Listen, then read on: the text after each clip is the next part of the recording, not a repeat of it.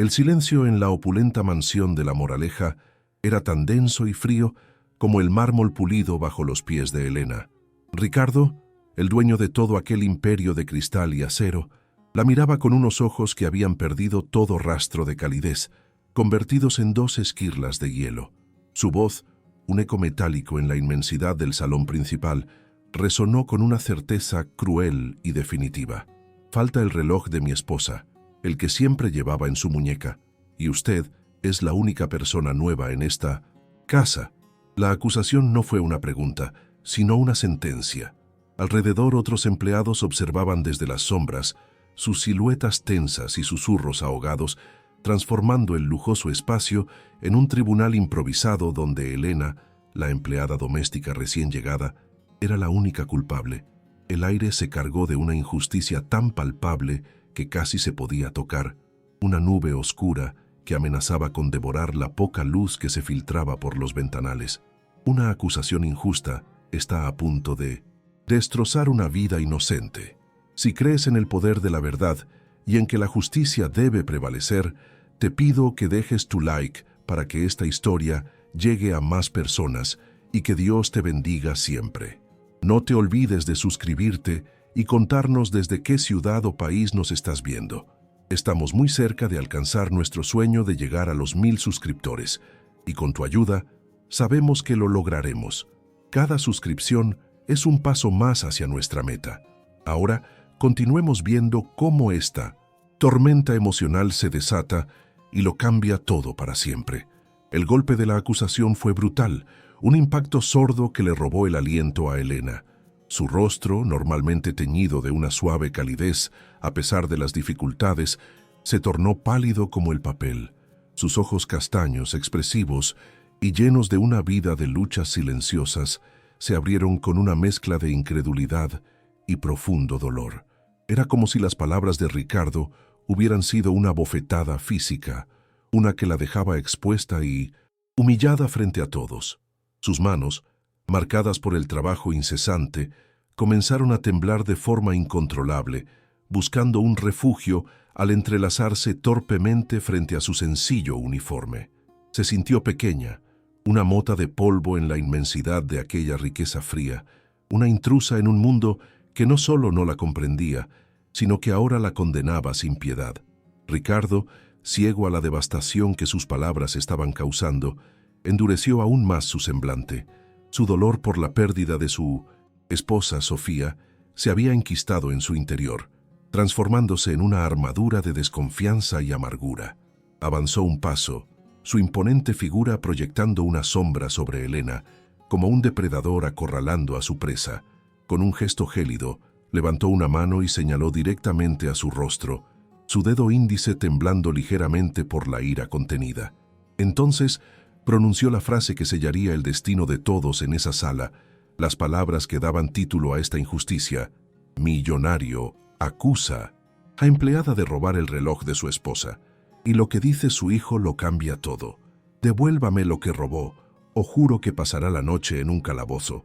La amenaza resonó, vibrando en el aire con una finalidad aterradora, pero en lugar de quebrarse, Elena encontró una reserva de fuerza en el fondo de su ser. El temblor de sus manos cesó y su espalda, antes encorvada por el shock, se enderezó con una dignidad inquebrantable. Levantó la barbilla y miró a Ricardo directamente a los ojos, su propia mirada ahora firme, aunque teñida de una tristeza infinita por la injusticia de la situación. Su voz, aunque suave, cortó el silencio tenso con la claridad de una campana. «Señor, yo sería incapaz. Soy una mujer honrada», declaró, cada palabra un escudo contra el veneno de la sospecha.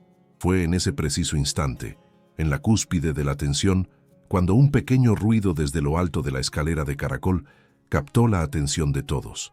Una figura infantil, el pequeño Mateo de 8 años, observaba la escena, con el rostro bañado en lágrimas y un secreto que estaba a punto de explotar. Ricardo no siempre fue un hombre de hielo. Antes de la fortuna y los rascacielos que llevaban su nombre, fue un hombre que construyó su imperio con sus propias manos, sacrificando noches de sueño y fines de semana. Su ancla, la única persona que veía al hombre vulnerable detrás del magnate, era su esposa, Sofía. Ella era el color en su mundo de grises, la risa que llenaba los enormes y silenciosos pasillos de la mansión. Cuando una enfermedad repentina y cruel se la llevó, el ancla se soltó y Ricardo quedó a la deriva en un océano de dolor. Su luto no procesado se agrió, transformándose en una coraza de impaciencia y desconfianza. El miedo a perder lo último que le quedaba de ella, su hijo Mateo, se convirtió en una obsesión controladora. Paradójicamente, en su torpe intento de proteger al niño de más sufrimiento, le construyó una jaula de oro y silencio, empujándolo más lejos cada día. Por otro lado, la vida de Elena era un universo de luchas silenciosas. Viuda de un obrero de la construcción que perdió la vida en un andamio, se encontró sola con una hija pequeña, Lucía, y una montaña de deudas. Su pequeño apartamento de alquiler en un barrio obrero era humilde, con muebles de segunda mano y paredes que necesitaban una capa de pintura, pero estaba impecablemente limpio y lleno de un amor que ninguna mansión podría comprar. Cada día era una batalla: estirar los euros hasta fin de mes, remendar los uniformes escolares de Lucía y ocultar su propia fatiga detrás de una sonrisa para que su hija nunca sintiera el peso de su precariedad. Perder este trabajo no era una opción. Significaba poner en riesgo el techo sobre la cabeza de su hija y la comida en su plato. Una vulnerabilidad que llevaba con una dignidad admirable. Días antes de la terrible acusación, se había forjado un vínculo silencioso entre Elena y Mateo. El niño pasaba las tardes en el jardín, un pequeño fantasma, deambulando entre rosales perfectamente podados, su tristeza tan palpable como el frío del invierno. Mientras limpiaba los ventanales, Elena lo observó. Acercándose con la delicadeza de una madre, no de una empleada, le preguntó por el coche de juguete que arrastraba sin rumbo. Por primera vez en meses, Mateo levantó la vista y sus ojos, réplicas exactas de los de Sofía, conectaron con los de ella. Le habló de su mamá, de cómo ella le ayudaba a construir rampas para sus coches. Elena lo escuchó, simplemente escuchó, ofreciéndole un espacio seguro para su dolor, un pequeño oasis de calidez en el desierto emocional de su hogar. Ese breve encuentro fue como una semilla que comenzó a germinar en el corazón solitario de Mateo. El niño empezó a buscar la presencia discreta y amable de Elena. Le mostraba sus dibujos, trazos infantiles que siempre incluían una figura con alas de ángel al lado de un niño pequeño. Elena nunca le ofreció frases vacías ni consuelos baratos. En su lugar, Timon compartió su propia experiencia. Cuando extrañamos mucho a alguien, le dijo en voz baja un día, mientras doblaba ropa limpia, es porque el amor que sentimos fue muy grande, y ese amor no se va, se queda aquí, y señaló suavemente el pecho del niño. Se convierte en un recuerdo bonito que nos acompaña siempre. Esas sencillas palabras le dieron a Mateo un ancla, una forma de entender la inmensidad de su propia pena.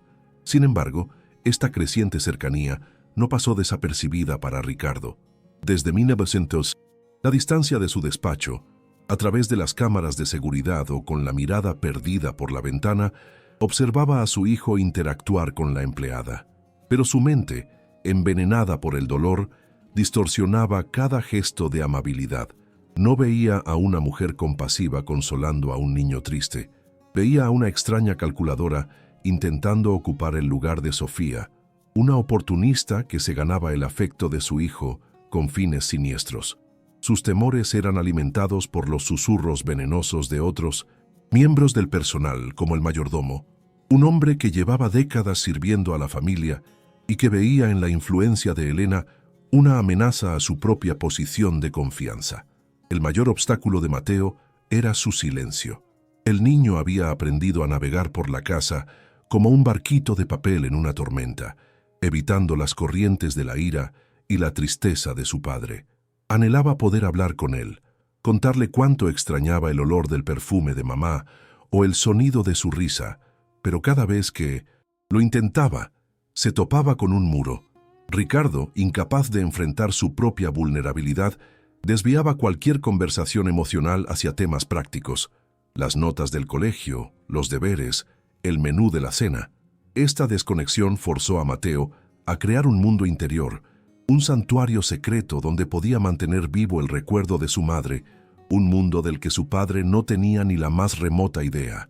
La situación financiera de Elena, ya de por sí precaria, dio un giro alarmante. Su hija Lucía desarrolló una otitis severa que requería un tratamiento costoso y visitas a un especialista. La narración describe las noches de insomnio de Elena, sentada a la mesa de la cocina, con una calculadora y un montón de facturas, la luz de la luna iluminando la angustia en su rostro. Cada número era una puñalada, recordándole que el salario que ganaba en esa mansión apenas alcanzaba para sobrevivir. La ironía era cruel y amarga. Mientras Ricardo la acusaría de robar un objeto de lujo valorado en miles de euros, ella solo pensaba en cómo reunir los 50 euros que le faltaban para comprar el antibiótico que su hija necesitaba desesperadamente para poder dormir sin dolor. Mientras tanto, la búsqueda del reloj se convirtió en una cacería de brujas dentro de la mansión. Ricardo, fuera de sí, ordenó registrar cada rincón, cada habitación, cada bolso del personal. El ambiente se volvió irrespirable, cargado de una paranoia que envenenaba cada interacción. Los empleados se miraban con desconfianza, los susurros se convirtieron en acusaciones veladas y la lealtad se evaporó. Para Ricardo, el reloj ya no era solo una joya, era la materialización de su fracaso, el símbolo de todo lo que había perdido. Cada segundo que pasaba sin encontrarlo era una tortura, un eco del tiempo que se le escapaba, el tiempo que ya no tenía con Sofía y el que estaba perdiendo con su propio hijo.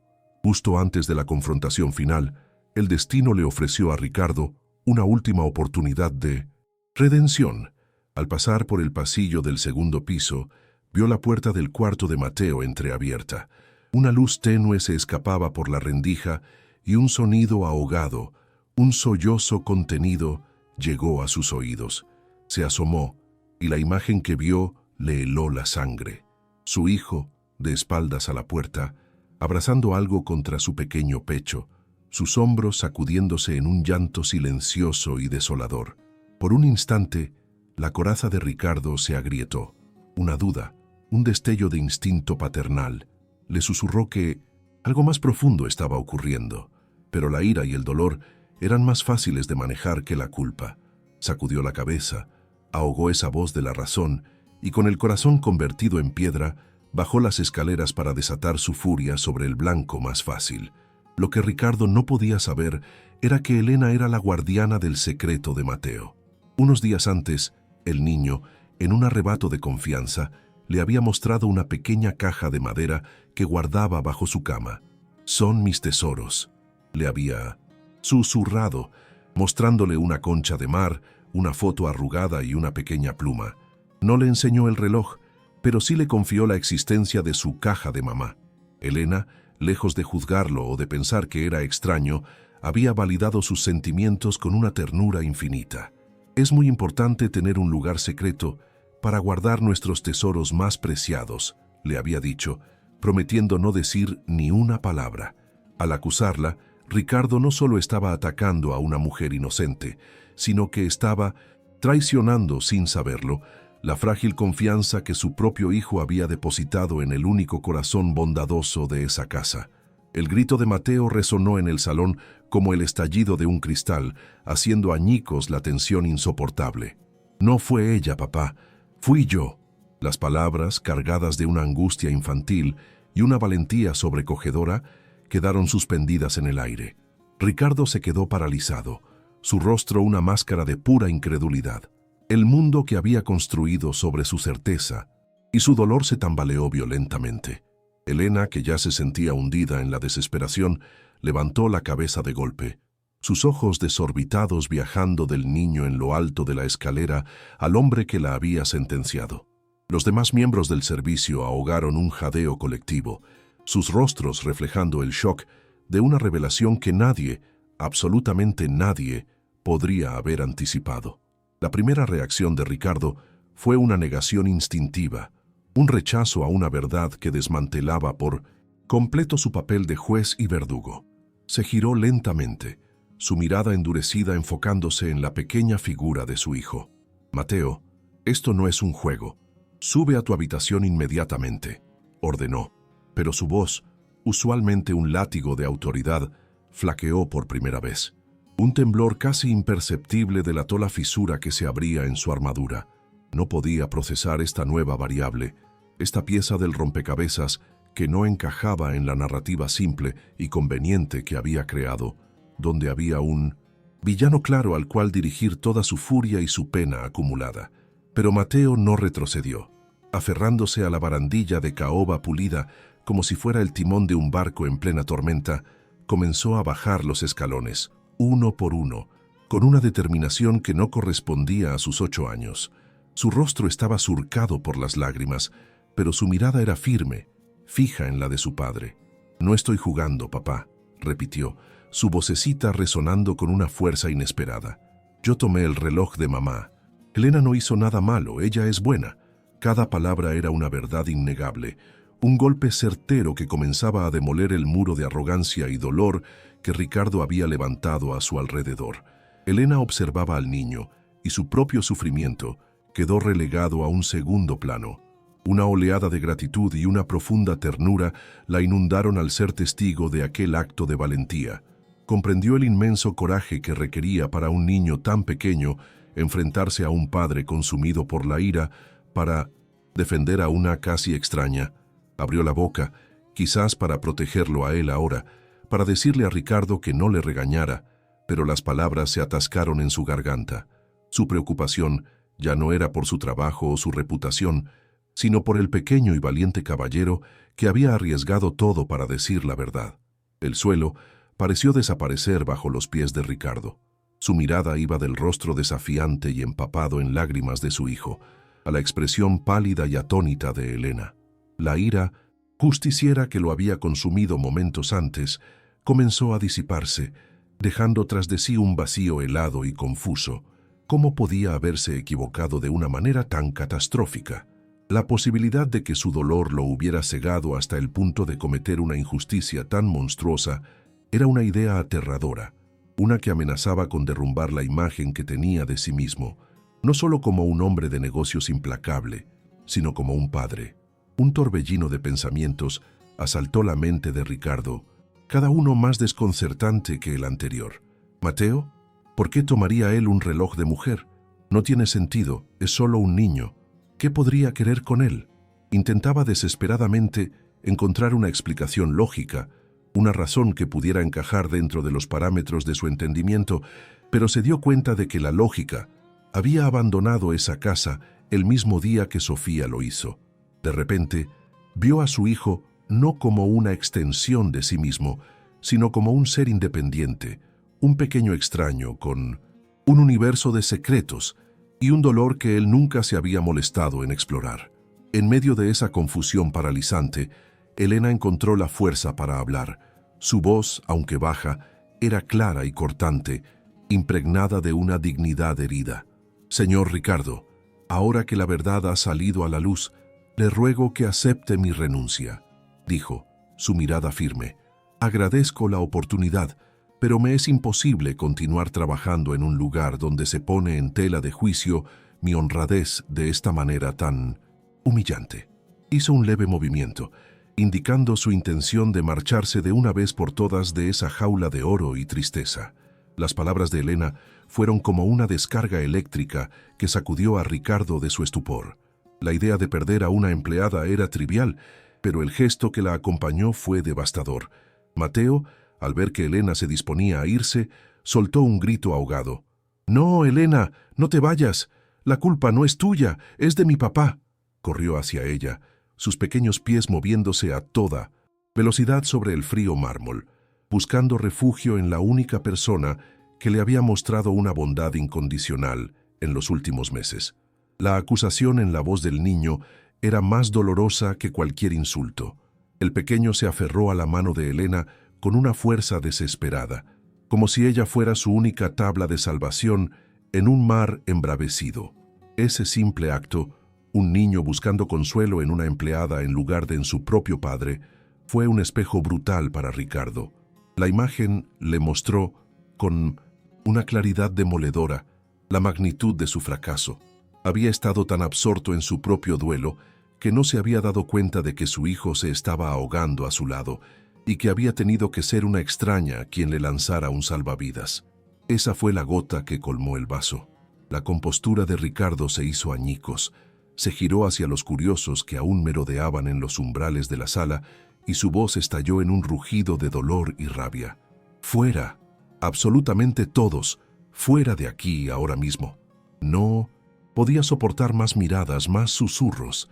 Necesitaba enfrentar el cataclismo que él mismo había provocado sin testigos. Los empleados se escabulleron en silencio, dejando a los tres protagonistas de la tragedia solos en la inmensidad del salón. El padre culpable, el hijo herido y la mujer injustamente acusada.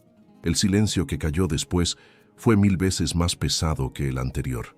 Ricardo se sintió desnudo, despojado de su poder, de su riqueza, de su arrogancia. Todo lo que quedaba era un padre que le había fallado estrepitosamente a su hijo y que había humillado a una mujer inocente por pura ceguera egoísta. Levantó la vista y miró a Mateo, pero esta vez lo vio de verdad, no a través del velo de su propio sufrimiento. Vio el temblor en sus labios, el miedo en sus ojos y un dolor que era un eco perfecto del suyo. «Mateo», dijo, su voz irreconocible, rota por la emoción que le arañaba la garganta. «Hijo, llévame a tu habitación. Por favor, muéstrame». Ya no era una orden, sino una súplica desesperada. Necesitaba entender la razón, el porqué detrás de todo. Después de meses de silencio y evasivas, por fin estaba dispuesto a escuchar, a entrar en el mundo secreto de la tristeza de su hijo, sin importar cuán doloroso fuera lo que encontrara allí. El niño dudó solo un instante, estudiando el rostro quebrado de su padre. Luego, asintió lentamente, un gesto casi imperceptible. Soltó con renuencia la mano de Elena y, sin decir una palabra, se dio la vuelta para guiar el camino. Hacia las escaleras, sus pequeños hombros todavía sacudidos por sollozos silenciosos. Elena se quedó inmóvil junto a la puerta, su bolso de mano colgando de sus dedos, atrapada en un limbo de incertidumbre, sin saber si su papel en ese drama familiar había terminado. Justo cuando Mateo comenzaba a subir, Ricardo se giró hacia Elena. Sus ojos se encontraron y él, el gran magnate Ricardo, articuló 2 palabras en silencio, un ruego mudo que cruzó la distancia entre ellos. «Por favor, espere». Era la admisión de su impotencia, un reconocimiento de que la necesitaba allí, quizás como testigo de su inevitable confesión y penitencia, o simplemente porque la idea de afrontar la siguiente escena completamente solo era más de lo que podía soportar en ese momento. El ascenso por la gran escalera de caracol fue el viaje más largo y arduo de la vida de Ricardo. Cada escalón de mármol parecía una lápida que marcaba un momento de su negligencia, el eco de sus pasos y los de su hijo en el silencio de la casa era un sonido fúnebre. Siguió a la pequeña y solitaria figura hasta la puerta de su habitación, un espacio que antes rebosaba de risas y juegos y que ahora se había convertido en un santuario silencioso dedicado a la memoria de una ausencia demasiado grande. La habitación de Mateo estaba sorprendentemente ordenada, casi de una forma antinatural para un niño de su edad. Los juguetes estaban alineados en las estanterías con una precisión militar, como si no hubieran sido tocados en meses. Pero el corazón de la habitación, el centro de su universo secreto, estaba sobre la mesita de noche. Allí reposaba una pequeña y delicada caja de música, la que había pertenecido a Sofía. Con una solemnidad que le partió el alma a Ricardo, Mateo se acercó a ella como un sacerdote acercándose a un altar sagrado. Con unos dedos que temblaban visiblemente, el niño levantó la tapa de la caja. Una melodía suave, etérea y familiar comenzó a flotar en el aire, la misma nana que Sofía solía tararear para dormirlo cada noche. El sonido fue como un fantasma que se materializó en la habitación y Ricardo sintió que una nueva ola de dolor lo golpeaba con tal fuerza que sus rodillas amenazaron con ceder. Tuvo que apoyarse en el marco de la puerta para no derrumbarse, mientras la música de un tiempo más feliz lo destrozaba por dentro. Dentro de la caja, sobre un lecho de terciopelo rojo descolorido, descansaba el reloj desaparecido, Su delicada correa de cuero y su caja de oro brillaban suavemente, acurrucados junto a una fotografía descolorida de una Sofía radiante, que sostenía en brazos a un Mateo recién nacido. La imagen era de una inocencia tan pura y a la vez tan devastadora, que Ricardo sintió que su corazón se contraía dolorosamente en su pecho. Era la prueba irrefutable de un amor que trascendía la muerte y el tiempo. Ricardo clavó la mirada en el reloj y la última pieza de su ciego rompecabezas encajó en su lugar con una claridad brutal. Toda la ira, toda la sospecha y la paranoia que lo habían consumido se evaporaron en un instante, reemplazadas por una vergüenza tan profunda y abrumadora que le quemaba las entrañas. Se dio cuenta, con un horror paralizante, de que había estado tan ocupado construyendo murallas para proteger su propio dolor que nunca se detuvo a pensar que su hijo estaba atrapado dentro con él, sufriendo en silencio. Mateo tomó el reloj con una delicadeza y una reverencia que un adulto no podría haber igualado. Se lo llevó a la nariz e inhaló profundamente, cerrando los ojos.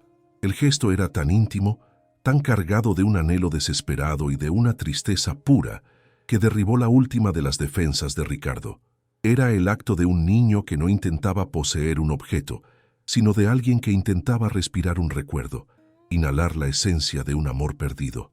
«Todavía huele a mamá», susurró Mateo, su voz ahogada por las lágrimas que finalmente se derramaban sin control por sus mejillas. «A veces, cuando la extraño tanto, que me duele el pecho, lo agarro muy fuerte, solo para sentir que ella sigue aquí conmigo, para que no se me olvide cómo olía cuando me abrazaba». Esta confesión, tan simple y tan profunda, fue el golpe de gracia para el alma atormentada de Ricardo. La revelación lo golpeó con la fuerza de un ariete, dejándolo sin aire. Se tambaleó hacia atrás hasta que su espalda chocó contra la pared. No había sido un acto de malicia, ni de robo, ni de engaño. Había sido un acto de amor puro y desesperado. Había sido el intento de un niño por aferrarse a lo intangible, por mantener viva la conexión más fundamental de su vida a través del más primario de los sentidos. Era un ritual de supervivencia emocional que él, su padre, había profanado con su brutal acusación. Ahora lo veía todo con una claridad cegadora. La tristeza persistente en los ojos de Mateo, su aislamiento voluntario, los dibujos de su madre con alas de ángel.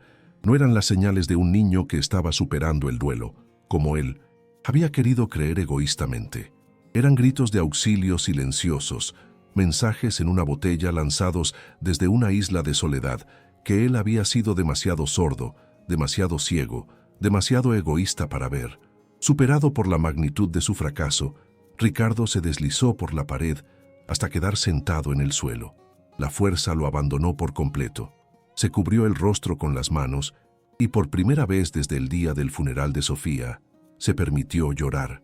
No eran las lágrimas silenciosas y controladas de un hombre de negocios, sino los sollozos desgarradores y sin filtro de un padre que se había perdido a sí mismo y que casi pierde a su hijo. Mateo se sobresaltó al ver el completo derrumbe de su padre. Siempre había sido una figura tan imponente, tan inquebrantable. Verlo así hecho un ovillo en el suelo, llorando como un niño, lo asustó y a la vez lo conmovió. Se acercó a él con cautela, como quien se acerca a un animal herido.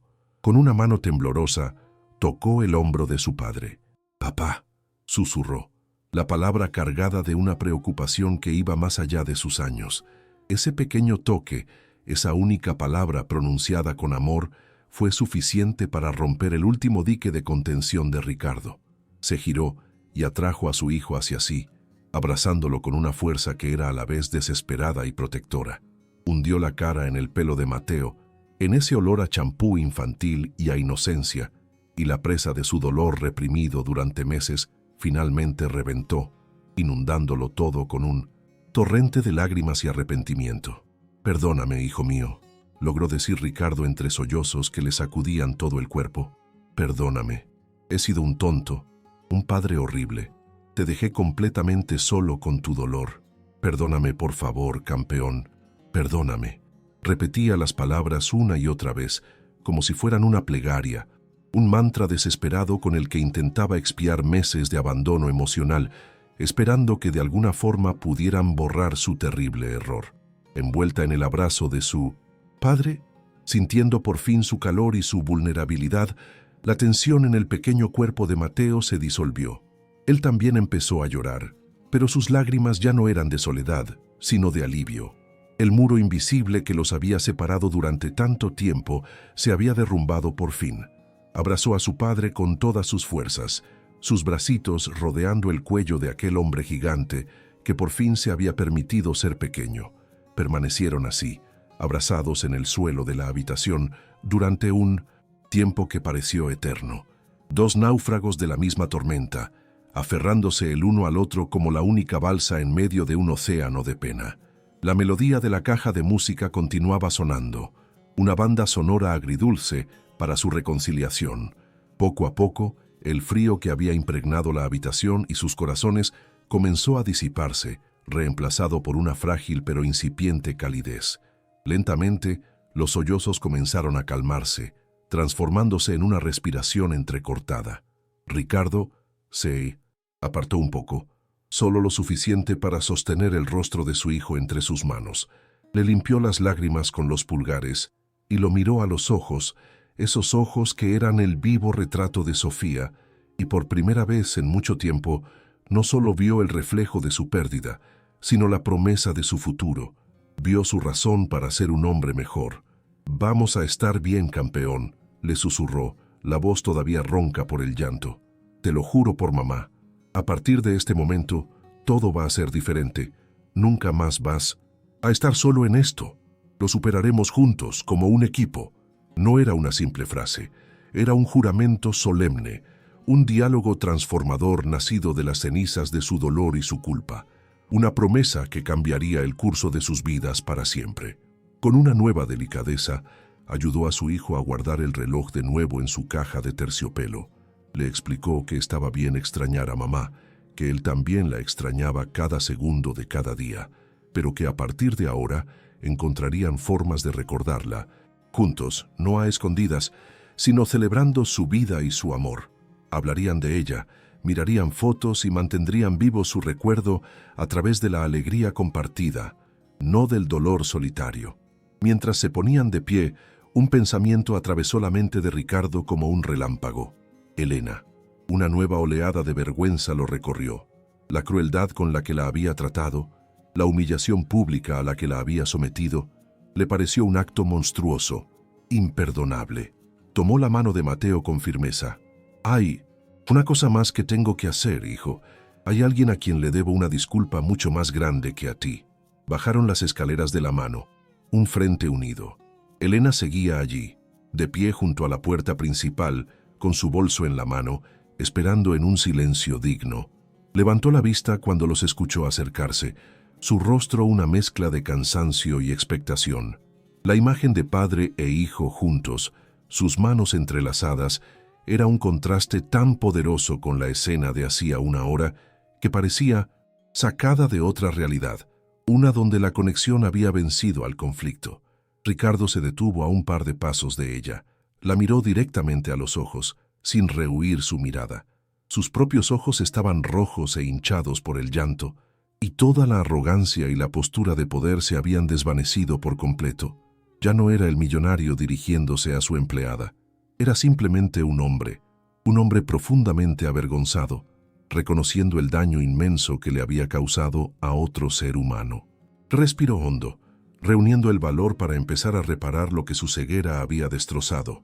¿Te está gustando esta historia? Deja un like y suscríbete al canal. Muchas personas ven nuestros vídeos hasta el final y se olvidan de dejar su like, y eso nos entristece mucho porque ponemos todo nuestro corazón en cada historia. Contamos con tu ayuda para seguir creciendo. Ahora, continuamos con el vídeo. Con Mateo todavía aferrado a su mano como un ancla, Ricardo se enfrentó a la mirada serena de Elena. La arrogancia del millonario se había disuelto por completo, dejando solo a un hombre vulnerable y profundamente arrepentido. «Elena», comenzó. Su voz era apenas un murmullo cargado de una sinceridad que desarmaba. «No existen palabras que puedan reparar el daño que le he hecho, Mi ceguera, mi egoísmo, permití que mi dolor me convirtiera en un hombre cruel, y usted, una persona inocente, pagó las consecuencias de mi locura. La humillé públicamente y ataqué lo más sagrado que tiene, su honor. No le pido que lo entienda, solo le pido desde el fondo de mi alma rota que algún día pueda perdonarme. No eran las palabras de un jefe pidiendo disculpas a una empleada. Era la confesión de un ser humano a otro. Luego, con la misma humildad, le hizo una oferta que iba más allá de lo profesional. Sé que es mucho pedir, pero le ruego que reconsidere su renuncia. No solo le ofrezco un aumento de sueldo sustancial, lo suficiente para que usted y su hija no tengan que preocuparse nunca más, sino que le ofrezco mi más profundo respeto y mi confianza incondicional. Hizo una pausa, asegurándose de que ella entendiera la sinceridad de su promesa.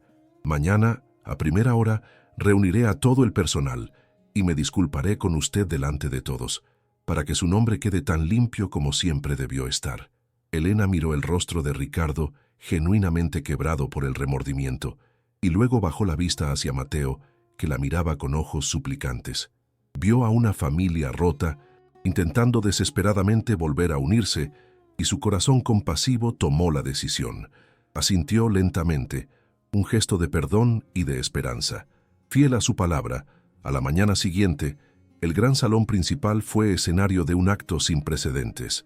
Ricardo reunió a cada uno de los empleados, desde el mayordomo hasta el jardinero. Con Mateo a su lado, de pie sobre una pequeña tarima, se dirigió a ellos con una voz clara y firme. Relató los acontecimientos del día anterior, sin omitir su propia paranoia y su terrible error de juicio. Luego, se giró hacia Elena y frente a todos le ofreció la más sincera y pública de las disculpas, elogiando su integridad inquebrantable. A partir de ese día, algo cambió fundamentalmente en la mansión.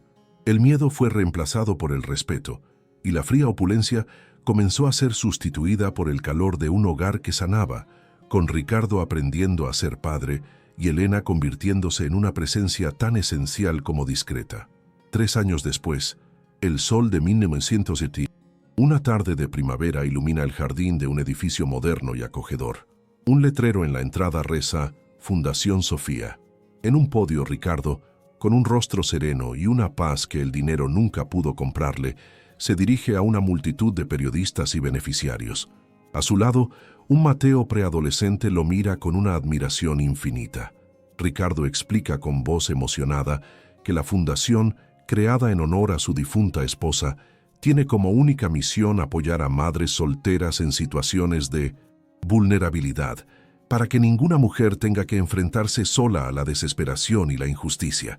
Esta fundación no nació de la riqueza, afirma, sino de un error, de una lección de humildad que me enseñaron 2 personas extraordinarias. Con una sonrisa, Ricardo cede la palabra a la directora ejecutiva de la fundación. Elena, con una elegancia y confianza que irradian desde su interior, se acerca al micrófono. Ya no lleva uniforme, pero sus ojos conservan la misma bondad y calidez. Agradece a Ricardo y habla de los programas de ayuda que ya han cambiado cientos de vidas.